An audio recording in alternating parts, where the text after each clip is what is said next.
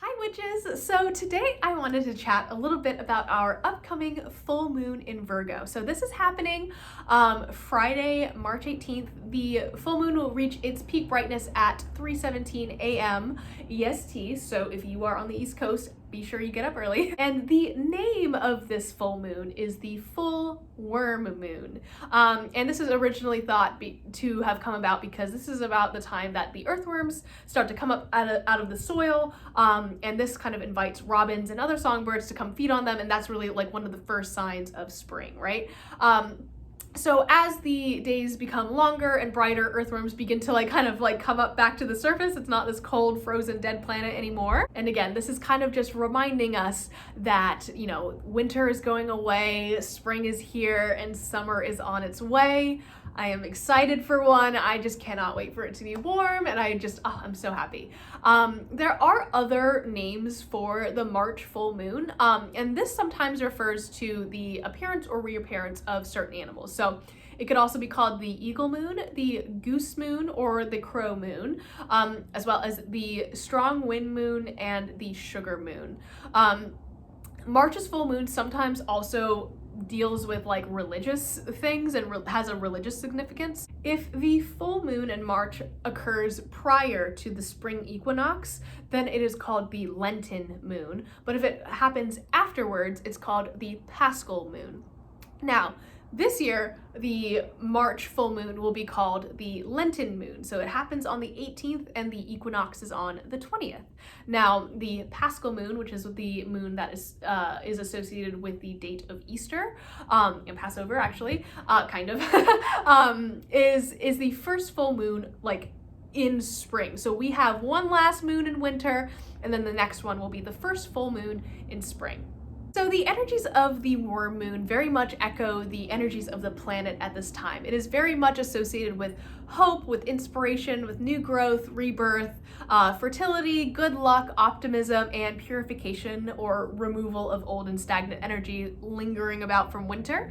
And these are traits that we also see very much associated with Ostara, which we'll be talking about on Friday. So if you're watching these back to back, you might see a lot of similarities, but that's just simply because of the season that we are in and the fact that that Ostara as well as this full moon are both very much associated with springtime, if that makes sense. The full worm moon is all about potential and enthusiasm. It is a great time to kind of talk about your goals or kind of reconsider some of your goals, specifically business ones or financial ones. Additionally, this moon is in the sign of Virgo, meaning that the energy of this moon is ultra organized and ultra motivated to kind of get things in order. That is definitely the vibes for me, for sure. And you might also be picking up on that. You might want to rearrange your room or rearrange your house, maybe change something for the better, maybe to get organized, get a new planner, or kind of map out what you would like to do in the month ahead, at least. Because Virgo is very much ruled by routine, and order, it is a really good time to kind of engage with that.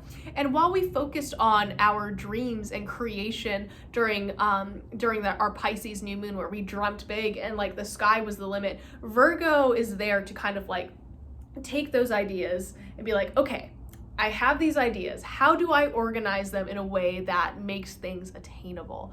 And that is really, I feel the driving energy behind this moon. So it's all about that enthusiasm and that work ethic that is so intrinsic to Virgo, but also I think is starting to kind of emerge in us, myself especially, when it comes to the energies of spring and the planet around us. So not only are we focusing on the moon itself, right? The full worm moon. We are also taking into consideration the energy of the planet and the energy of the universe as well. So a lot of things are all happening at once, I know. So to celebrate this full moon, consider having images of spring on your altar, using colors like pastels, or just like light spring colors like greens and yellows. Consider spending some time out in nature, whether that is planting your garden or just going for a nature walk. Yes, Virgo is very much associated with that element of earth, so anything that you can do to connect with that energy is fantastic. Creating an altar does not work for you, that is a-okay. You might just want to consider spending some time out in nature or really connecting with that earth element that is central to the zodiac sign Virgo. It is an earth sign. So I highly recommend getting organized, cleaning up your space, maybe getting ready for Ostara if you do celebrate.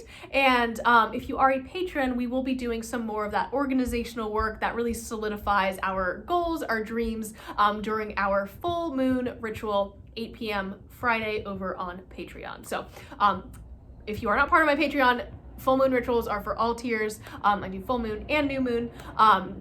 So I would love if you joined us. If not, no worries. I have a free public ritual happening for Ostara on Saturday. So if you missed one, you can totally go to the other.